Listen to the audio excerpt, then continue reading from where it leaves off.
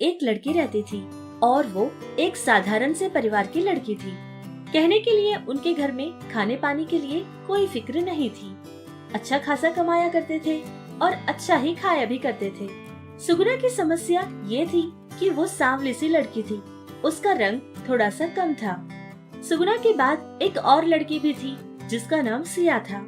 सिया कहने के लिए छोटी थी लेकिन बहुत ज्यादा सुंदर और खूबसूरत रहती थी और उसका रंग भी बहुत ही साफ था, जिससे देखते ही सिया सारे लोगों को पसंद आती थी। और सुगुना थोड़ी सी सांवली रहने की वजह से उसको ज्यादा लोग पसंद नहीं करते थे, लेकिन माता पिता दोनों बच्चों से एक समान प्यार करते थे।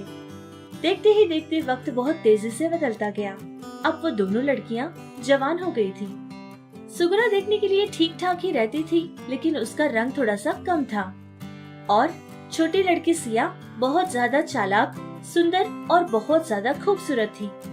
खूबसूरती के साथ साथ उसको अपने आप पर बहुत गर्व भी होता था, क्योंकि मन ही मन ये सोचती थी कि वो बहुत ज्यादा खूबसूरत है और उसकी दीदी से ज्यादा उसी की सारे लोग तारीफ करते हैं, जिससे वो अपने आप को बहुत बड़ा मानती थी।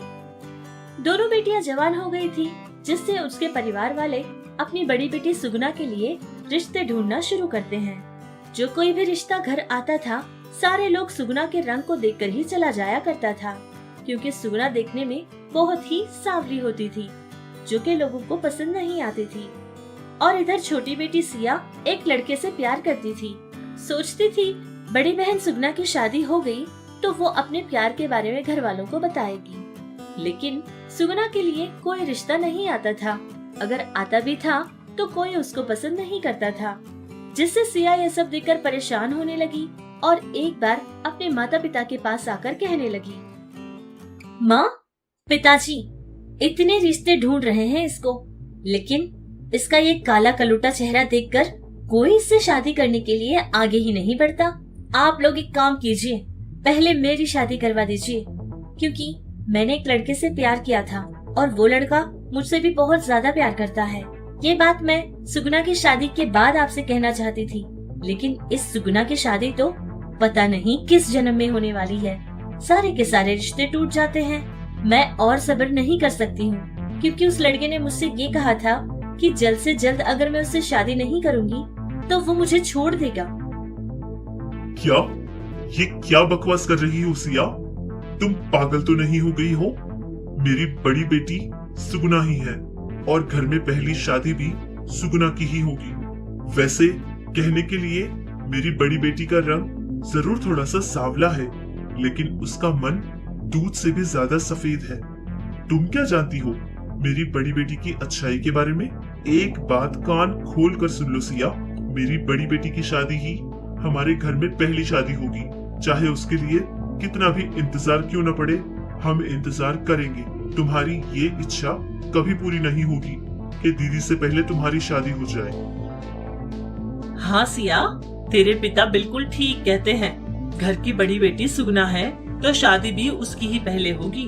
ये क्या बकवास करे जा रही है तू? अगर सुनेगी तो उसको कितना बुरा लगेगा।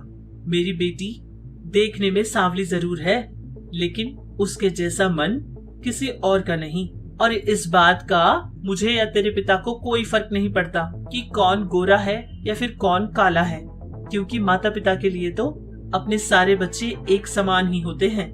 समझ रही हो ना? और एक बात और याद रखना, तुम्हारी शादी पहले होगी, इस बात को भूल ही जाना सिया, क्योंकि पहली शादी तो घर की बड़ी बेटी सुगुना की ही होकर रहेगी। इस तरह सुगुना और सिया के माता पिता बहुत ही गुस्से के साथ अपना फैसला सुनाते हैं। माता पिता की बात सुनकर सिया को बहुत ज्यादा गुस्सा आ जाता है। अपने गुस्से को काबू करती हुई वहाँ से जाने ही वाली थी कि तभी घर वापस आ रही सुगुना उसको देख लेती है और दरवाजे पर खड़ी सुगुना सारी बातें सुन चुकी होती है, जिससे अपनी छोटी बहन सिया को रोकती है और वहाँ के सारे लोगों से बात करती है। रुको सिया, 1 मिनट। माँ, पिताजी, मुझे आप सबसे एक बात कहनी है।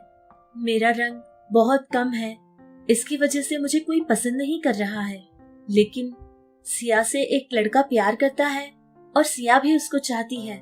मैं कभी ये नहीं चाहूंगी पिताजी कि सिया की खुशियों के बीच मैं आड़ बन जाऊं। माँ, पिताजी, मेरा कहना मान लीजिए। सिया की शादी हम पहले कर देंगे। मेरा क्या है, बाद में भी तो मेरी शादी हो सकती है ना। अब कुछ मत सोचिए, हम सिया की शादी की तैयारी करते हैं। सुगुना के माता पिता सिया की इस बात के लिए बिल्कुल राजी नहीं होते हैं, लेकिन बड़ी बहन सुगना सिया की शादी के लिए अपने माता पिता को हाँ करवा देती है, क्योंकि उन लोगों को सुगना मजबूर करती है कि छोटी बहन की शादी पहले हो जाए।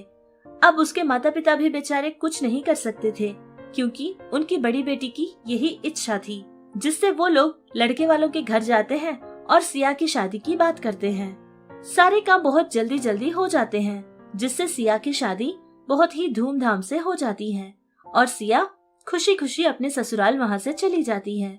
अब सिया के ससुराल जाने के बाद माता पिता और ज्यादा कोशिश करने लगे कि बड़ी बेटी सुगना की शादी भी जल्द से जल्द हो जाए, लेकिन उनकी लाख कोशिशों के बाद भी उनकी सारी कोशिशें नाकामयाब ही होती रहती थी, जिसको देखकर सुगना भी बहुत ज्यादा परेशान हुआ करती थी।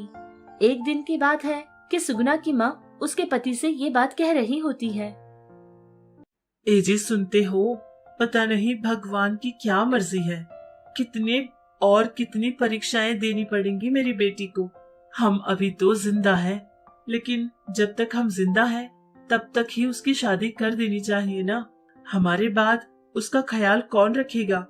ये बात सोच सोच कर ही मेरी सांसें अटक जाती है जी। अरे पगली, तू ज्यादा चिंता मत कर, भगवान है ना, सब ठीक कर देंगे।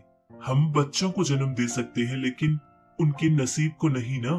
तो ये सब भगवान के हाथ का काम है, वो खुद देख लेंगे। तू ज्यादा सोच मत।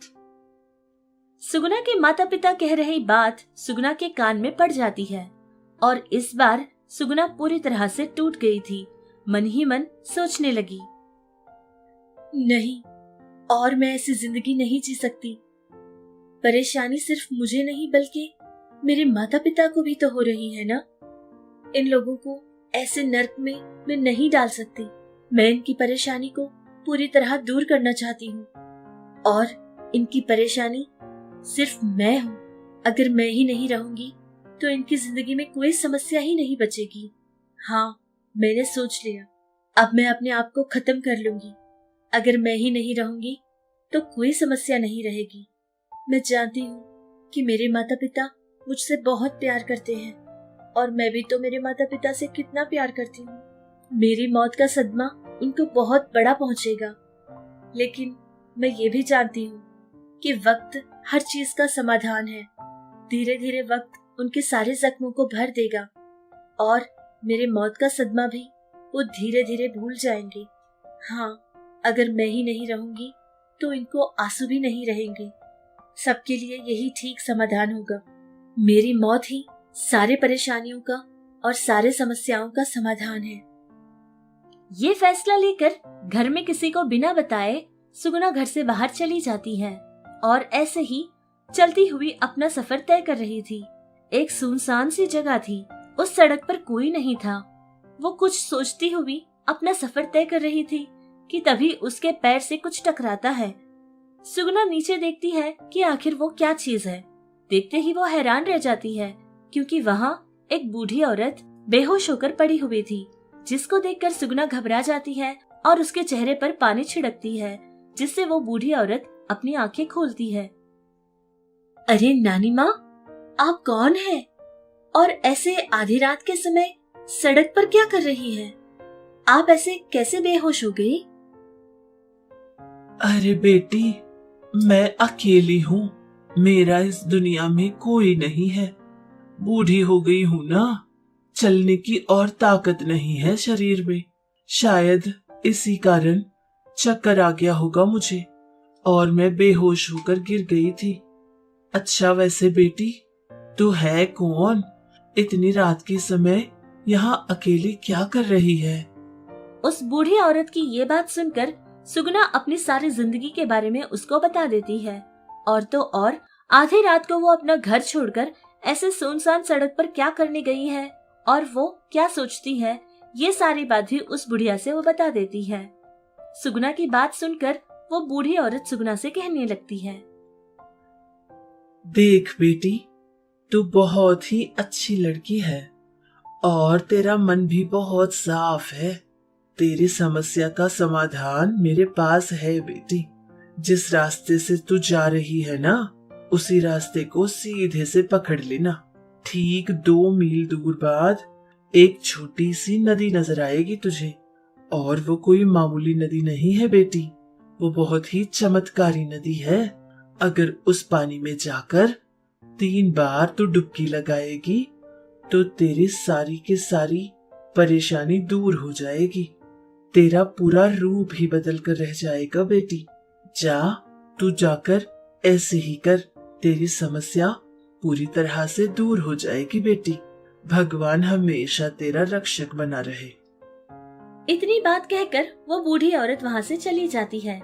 अब सुगुना भी जैसा उस बूढ़ी ने कहा था वैसे ही कुछ समय चलने लगती है और उसको वहाँ एक पानी की छोटी सी नदी नजर आती है, जिसमें जाकर सुगुना डुबकी लगाती है। जैसा उसने कहा था वैसे ही 3 बार वो पानी में डुबकी लगाती है और बाहर निकलती है। उसके बाद उसके साथ कुछ ऐसा हुआ था जिससे सुगुना को खुद अपनी आंखों पर विश्वास नहीं हुआ था, क्योंकि वो बिल्कुल खूबसूरत और सुंदर तरीके से चमकने लगी। फिर बिना देर किए वो अपने घर वापस आ जाती है। अपने माता पिता को ये सारी बात बताती है। बेटी का ये नया रूप देखकर, इतनी सुंदरता को देखकर दोनों माता पिता बहुत ज्यादा खुश हो जाते हैं और फिर बिना देर किए एक सुंदर से लड़के को ढूंढते हैं और उसकी शादी उस खूबसूरत से लड़के के साथ अपनी बेटी सुगुना की शादी करवा देते हैं।